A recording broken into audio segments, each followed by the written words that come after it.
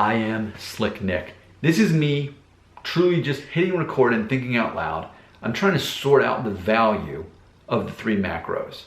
This is a video about body recomposition.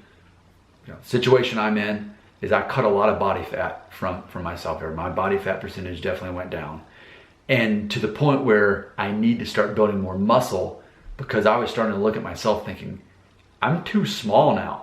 And I had other people like my wife tell me that, and my friend that's a trainer, he told me the same thing.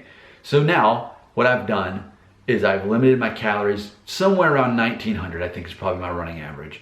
But then I've got a running average of 150 to 170 grams of protein a day on top of that. Meaning by default, the majority of my calories that I consume are protein. By default, secondary to that is going to be fat. I don't shy away from fat, but I'm always thinking, how can I get as much protein out of the situation?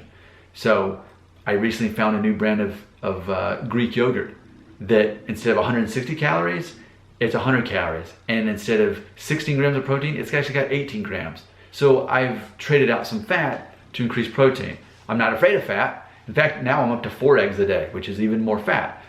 But also it's a very good type of protein from the eggs. Not all protein is created equal. And if there's a protein I want to eat every day, it's going to be eggs. I eat full eggs, not just the whites.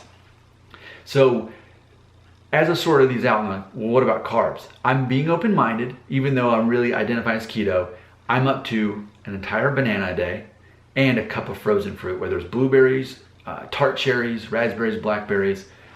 I'm up to that. And I'm having a small twice-baked potato, a starch-resistant potato. So in other words, the potato's already been cooked. I put it in the refrigerator, then I heat it up again and then I eat it. And the concept is that it's supposed to have basically less effect on your metabolism if it's already in that cooked state, already been cooked and then cooled. And supposedly bananas are in that same camp, that even though they have a high amount of sugar, they're metabolized differently than other sugary type of things. So I'm being open-minded to that, and knowing that especially with me being focused on building muscle mass, I'm being told that carbs play a role in that. So I'm being open-minded to increasing my carbs a day. And I'm now taking collagen. I'm doing 20 grams of collagen every day with my second cup of coffee before I actually start eating my first meal. So I'm doing these things and I'm sorting out. So what's kind of the pros and cons of each of the macros? So here's me thinking out loud. I'd say protein, the con, or actually the pro of protein, is obviously it's the most important in building actual muscle mass. As I'm working out, I'm telling that protein where to go and it turns into muscle. I would say the downside of it, well, I guess the downside of protein, what's the down? Because it keeps you full too. I guess it's just a matter of knowing that. Well, I guess the downside is trying to fit a certain amount and a certain number of calories. If I'm aiming for 1900 calories a day to still remain in a little bit of a deficit so that I can still burn some fat, it's a matter of I have to make the majority of my calories that thing. So that's kind of the math I'm always sorting out. I was like, I wouldn't mind having a slice of Dave's Killer Bread, but what would that look like in the same number of calories if it were protein?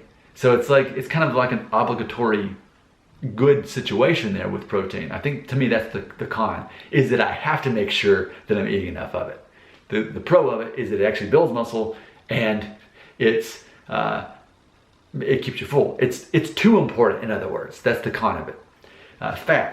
Fat makes me feel great. Fat goes straight to my brain. I think better. I love the way fat makes me feel. So that's the pro of fat. The con of fat is that when you compare it to protein or carbs, it typically takes twice as many calories for the same number of grams. So you do less fat and it's a higher number of calories. So that's the con with it. But man, I love fat. Fat's my favorite. It really is out of all 3. And then carbs, what's the pros and cons? Well, the pros, in theory, it's that short-term energy. Apparently it can be good for helping as you're building muscle. It tastes good, right? I mean, it's fun to be able to eat my tart cherries and my Greek yogurt. That's fun. But ultimately, the con of it is it has the least value. And I've talked about this before. When we're looking at what constitutes as empty calories, we're pretty much always referring to the carbs part of anything. Let's talk about a cheeseburger, a big old cheeseburger. Well, the cheese and the meat aren't so much the problem, because at least they're satiating you and you're giving you protein, but it's all those calories in the buns. Compared to if I were eating Dave's Killer Bread, the buns you're gonna get at a restaurant, on a $15 burger or whatever, that's gonna be hundreds of calories of that white processed refined flour that's no good for it. Donuts, cake, all these things typically, whenever we're thinking about empty calories, we typically think about carbs. So the problem with carbs is not necessarily that they're high calorie, but typically when we eat carbs, we eat more of them because they're less filling. And therefore, they easily put us over our calories for the day. And let's just face it, carbs are almost easier to eat than protein. There's less involved. So you can stuff your face full of pasta, and then you're not really that full to eat the chicken breast that you need to get your protein up. So there you go. There's my breakdown. There's where I'm at. I would love for us to keep talking about this. And I guess the way we would have to do that is you have to leave a comment, and then I'd respond to it.